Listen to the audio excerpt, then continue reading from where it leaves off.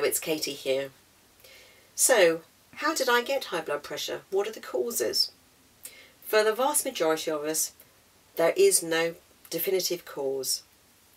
And doctors call it also essential hypertension. What this means in real terms is the small arteries in your body narrow and they cause a back pressure up to the more major arteries, similar to squeezing a hose and then the pressure higher up the hose is greater. There's a much smaller group of people who have what's called secondary hypertension, and because it is a very, very much smaller group, it is much rarer, and the name gives it away. It's secondary to something else that's going on in your body.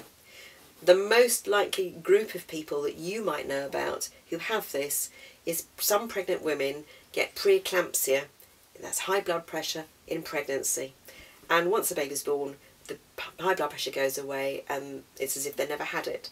A very, very, very small number of those people need to have treatment for the rest of their lives, but most of them, it's fine.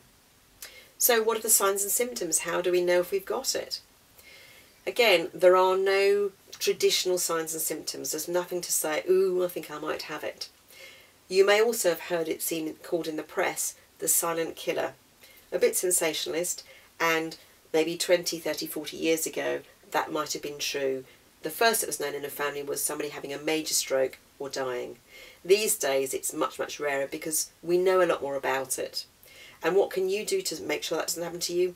Very simple. Just make sure that you have regular checks with your GP or practice nurse. Get your blood pressure checked. By regular, I don't mean you need to go along every 6 months or so. If you're a younger adult, I'd say every 3 to 5 years.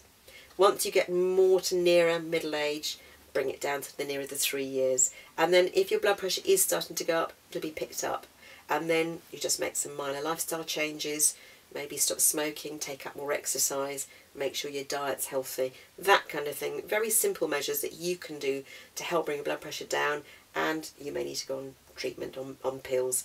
But again, that is something that once you know about it, it's much easier to sort out.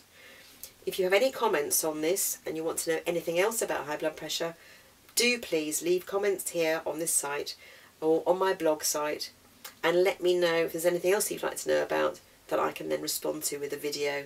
And I look forward to hearing from you and would welcome your comments. Thank you.